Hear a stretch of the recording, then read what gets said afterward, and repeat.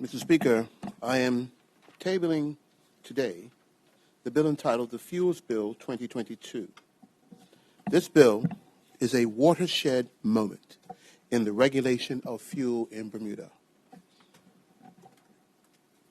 As first and foremost, it moves the responsibility of regulation of fuels under the auspices of government to the regulatory authority. The regulatory authority, or RA, was conceived of over a decade ago to be Bermuda's multi-sector regulator, responsible for any network industry deemed appropriate to be regulated. Mr. Speaker, because of the strength and capacity the RA has built, regulating the vast sectors of electronic communications,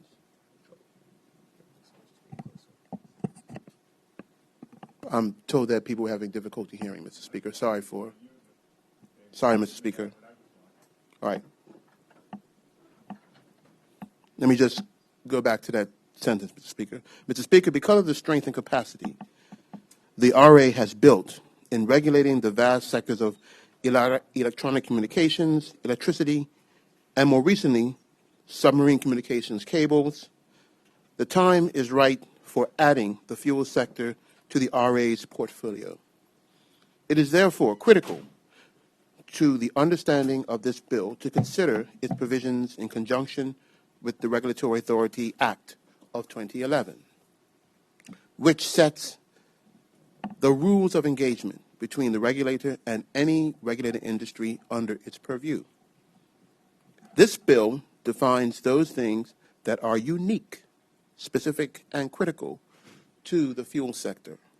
Mr. Speaker, the fuel bill seeks to make the regulatory authority responsible for not only the regulation of the economic aspects of regulating the sector, but also proposes broader oversight to tie in environmental, safety, and health regulations under one main umbrella.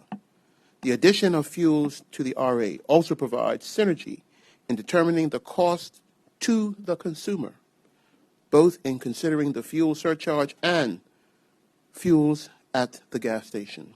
The RA will, as for the submarine communications cable sector, be the one-stop shop for all matters of licensure. The bill defines to whom the legislation will apply and the key terms of the industry.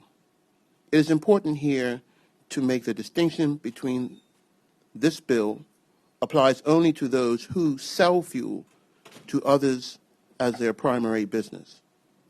This means, Mr. Speaker, in broad terms, the bill will apply to those entities that import fuel for the purposes of selling it in turn to others, and those who in the primary business of selling fuel in the context of gases for cooking and heating or fuels for vehicles.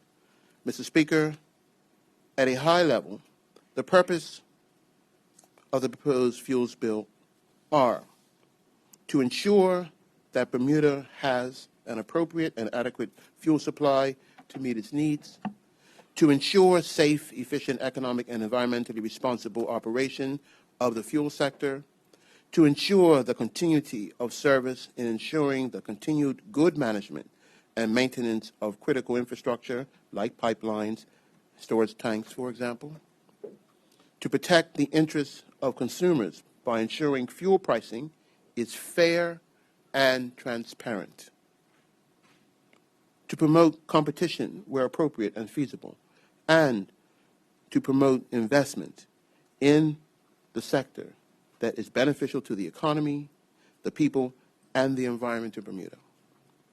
The Fuels Bill also sets out the functions of the regulatory authority and the minister, setting the boundaries of responsibilities to ensure that all regulatory activities are conducted with transparency and fairness to all participants, while enabling the minister to set policy and priorities. With regulation will come licenses for the actual business in the local fuels market. To be clear, Mr. Speaker, this is not to be construed as any transfer of responsibilities for matters of fire safety, planning, or environmental health.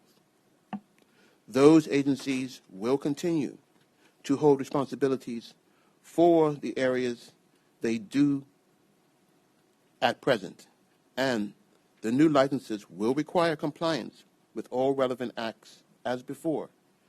But in this new setting, the ability to conduct business will be necessarily and inextricably linked to those compliances. The bill provides an additional layer of protection and a centralization of service for any new participants in the sector. To be clear, as the matter of competition is being considered in the context of this new bill, there is no intent to lifting the existing moratorium on filling stations.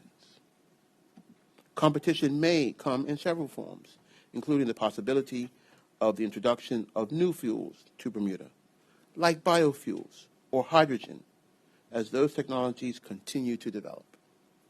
Mr. Speaker, lastly, but by no means least, are the provisions for offenses and penalties which are envisioned to be sufficiently strict so as to give additional teeth to existing safety and environmental regulation.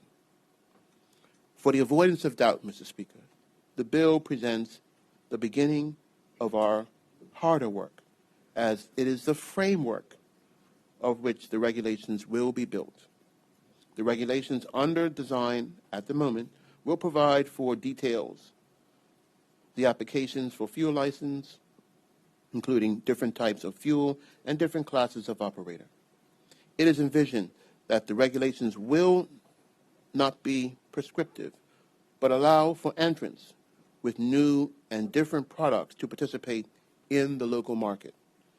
Those fuels might include biodiesel or even hydrogen as the technology becomes increasingly more feasible.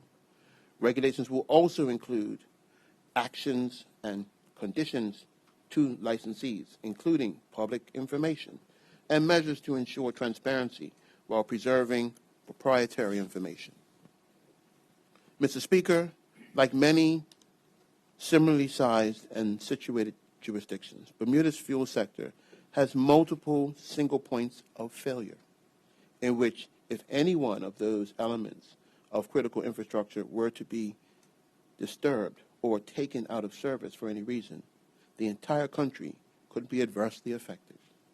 Regulations will also define those elements of critical infrastructure and prescribe rules to govern and ultimately protect them, thus providing another layer of reliability and accountability for those components.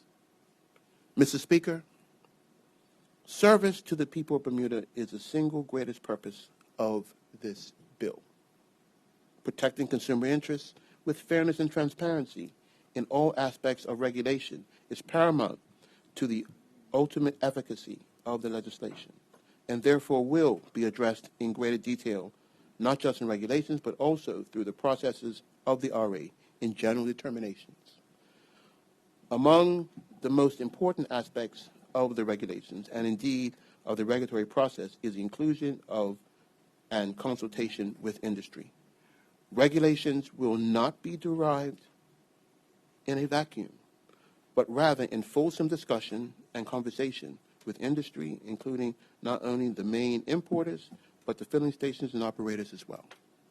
Mr. Speaker, I must add clarity and assurance in the matter of pricing in particular. Just as with the other regulated industries under the auspices of the regulatory authority, at present, pricing methodologies will be developed through the general determination process of the regulatory authority, which is required by law in accordance with the Regulatory Authority Act of 2011 to be inclusive, consultative, iterative, and transparent. The public, the paying customer, deserves no less, and the bill seeks to ensure that good practices are carried through the fuel sector for the benefit of all. Mr. Speaker, regulations will also ensure that transitional matters are addressed so that operators and sectoral participants currently in the market will be allowed to continue their businesses with confidence and certainty, with a commitment to regularizing their licensing and ensuring that their operations go forward under the new regulatory regime without interruption or disruption. With all of this change will also come preparation. And so the RA will have some work to do before it is able to assume the reins of the fuel sector. And the regulations will ensure that the transition is sensible and as smooth as possible. Mr. Speaker, in closing, the legislation promotes and strengthens our sustainable goals.